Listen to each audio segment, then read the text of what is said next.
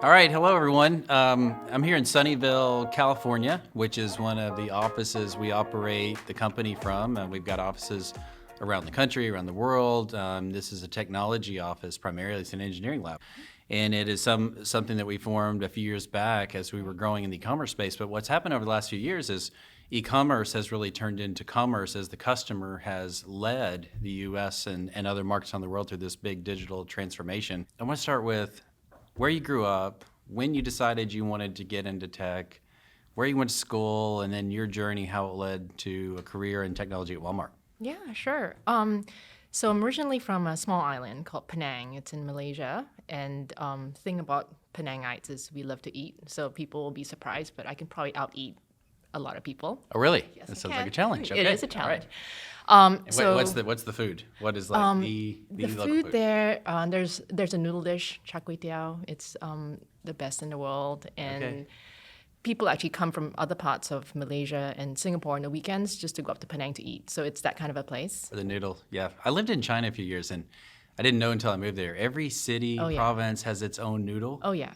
And some I thought were really different, and some I couldn't tell, and probably because I wasn't from there. But it's Yeah. an important part It's of a culture in religious Southeast Asia. thing. It is, yeah, Yes. right. Yes. But I went from Penang, and then my family moved to Singapore, mostly for education. And then Singapore is a good school system. Right. So I did a bunch of my schooling there, and then I came to the U.S. to come to college. So I've been in the States since college days, came here as a foreign student, stayed on, did my master's, and then started working. And And where'd you go to school? I went to MIT for my undergrad, and then I came to Stanford for graduate school. And Just a small little technical college in the Yes. Boston area. Yes, yes. Yeah. Underplaying it, but it's a great school, hard to get into, produces some of the world's best engineers, yeah, physics, and anything to do with STEM. I've just been in the area since. Kind of went to grad school, and I probably live within 5 miles of, the Stanford campus. Right. But I've been here ever since. So we're talking about Northern California, Silicon Valley. If you haven't been here, it probably could mean a lot of things to you. But when I started coming here, I recognized that it is the center in some industries for technology and innovation. But it's just a great bunch of hardworking people who are trying to make a difference, Yeah. which is not unlike associates all around our company, whether you work in a store, a distribution center, fulfillment center, in the home office in Bentonville. We've just got hundreds in this location, a few thousand people who are trying to make a difference.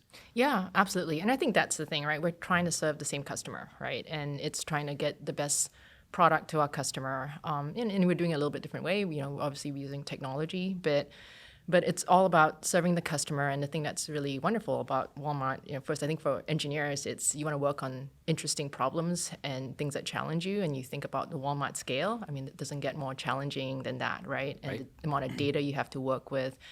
So you have folks who come in and they're just really excited about being able to do that and serve the customer. And the nice thing also about serving the customer is, for us, it's pretty much everybody, isn't it, that lives in the States. And I was telling you, we do something and I get a call from my mother. It's like, I like this or I didn't like it. Usually. Yes, you get a lot of feedback. Yes, I get a lot of feedback. I get a lot of feedback. I'm sure you do. We all do. Right? It's part of it. Yeah, and so I think for technologists, it's a lot of it's just how getting to be able to see that impact, and it's a very direct impact that you can drive, right? You do something and then you roll it out.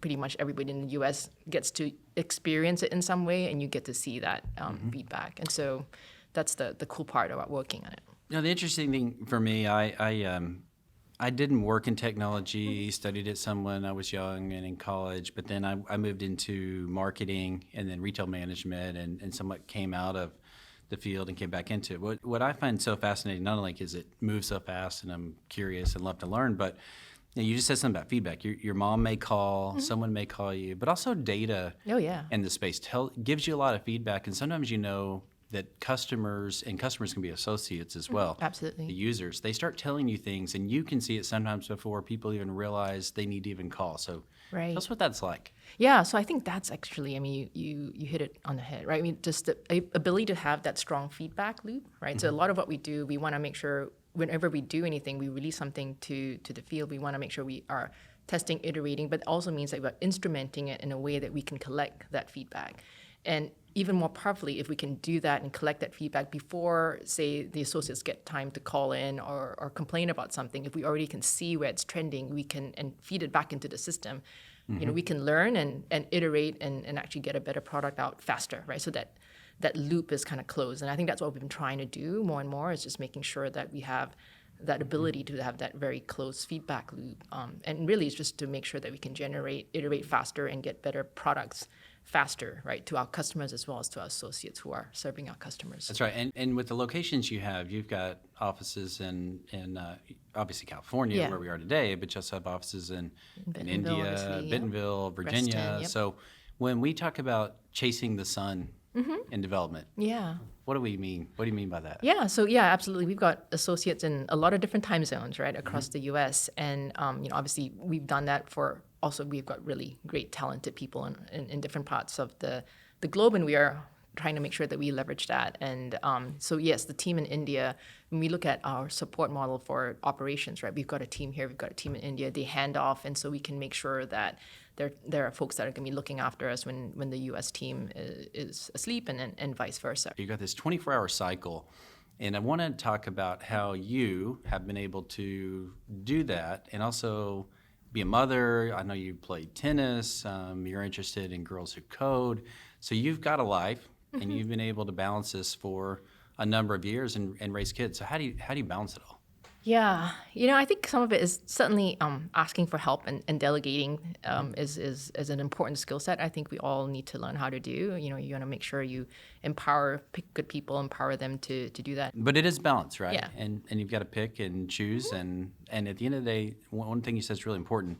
You're not afraid to ask for help. Yeah. Some people are just afraid to ask for help because they're afraid it may make them look like they may not be confident, they have the answer. But I spend half my life, I think, asking for help, and it's okay. We're all here together, support each other. So when did you figure out it's okay to ask for help, and not feel like you have to take on everything yourself and have to be right all the time? Yeah, no, I think it was, I think maybe I've just been wired that way. But for me, trying to do as much as you can, and you realizing that I can actually do more if there were certain things I got help on, and there's certain things, I think for me too, is realizing there's certain things I'm not really that good at, and I can probably delegate and get much better help and do it much better with somebody else than for me to do it.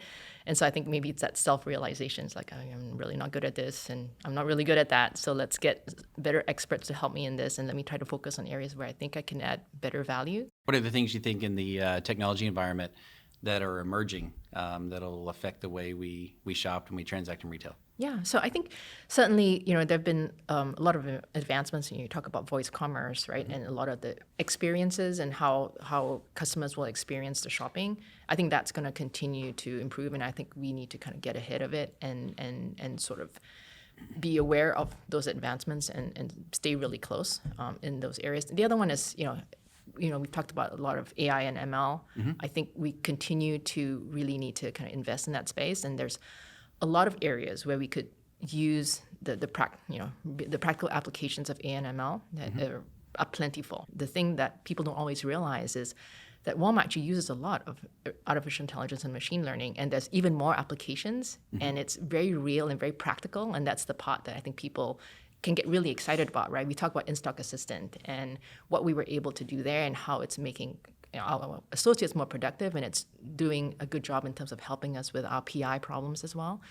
And these are very real problems that you can apply some really interesting tech to, right? And so, that's right. You're trying to use natural language processing, artificial intelligence, and machine learning, not to replace the work that our people do, but to augment, to make it easier, to streamline things, take friction out. Well, Fiona, thank you for everything. Thanks for the impact you're making. It's really inspiring, and thanks for what you do. Thank you.